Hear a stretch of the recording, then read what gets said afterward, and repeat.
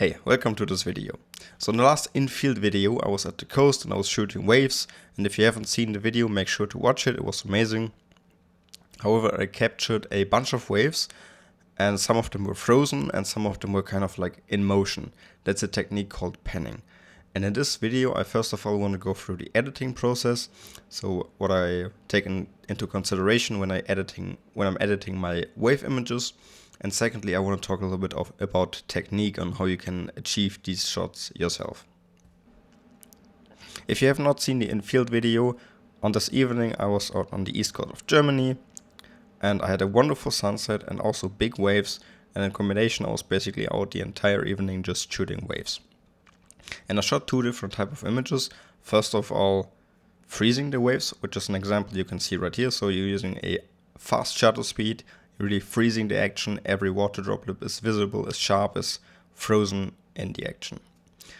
The second technique is called panning, where you're using a slow shutter speed and you're basically tracking the movement of the wave. And you can create these almost abstract looking images, but they just have something about it. It looks incredible. It's not easy to capture these images, but it's well worth it.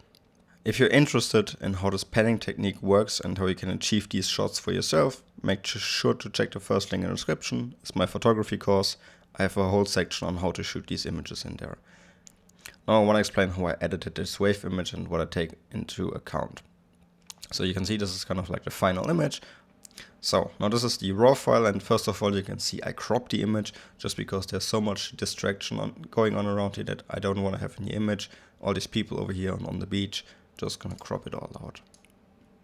As simple as that. Really just gonna focus on the wave. And then also down here, crop it a good amount. There we go. I think a little bit further up here. Can include these rocks. Yep, that looks good. And then I want to straighten it a little bit, just to make the image straight. Yep, that looks great. Now, first of all, image is quite dark. I'm just going to brighten it up so I can actually see what I'm doing. Now I'm just going to change the temperature, cool the image down a little bit. Just because, as I said, I wanted to have this bluish look. And then also I think I'm just going to increase the magenta. Just a slight touch. Maybe like that. Yep. And then this image definitely needs some contrast. So over here on lights, shadows, I don't think, like I could just pin around and just change something, but it's not really necessary. The image is kind of fine the way it is. Like I'm not going to change too much. The only thing I want to do is pull out the whites and just make it a little bit brighter, just a tiny bit. Okay, now, what is actually important in this image? It's the structure of the wave. So as you can see, if I zoom in, you can clearly see the structure. However, it looks a little bit digital. It looks a little bit too sharp, for my opinion, because waves are in motion, and even if I'm freezing the wave, it shouldn't just be like this static.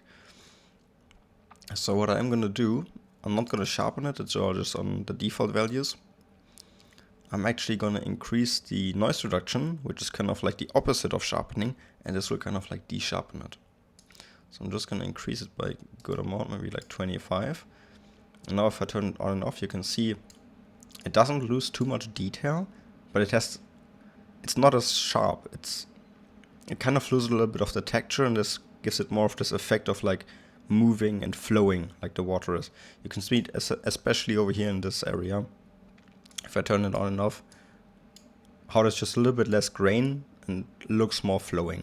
And this grain just doesn't fit on the wave. This is why I'm actually kind of going with the loss of detail, because there's no real detail necessary in these waves. It's about what these waves show. So I'm just going to show you the difference. This is the image we just edited, and this is the one that I had before, and you can see it just over sharpens. There's so much detail and it's just almost distracting because it looks like all the clutter and everything on the water is just visible. It's just distracting. I know the colors don't match, but it's not as distracting here just because I've reduced the sharpness by increasing the noise reduction. And I think this image is much more flowing, even though the colors are not perfectly aligned right now. Now I want to quickly talk a little bit about technique and how do you actually capture these freezing images.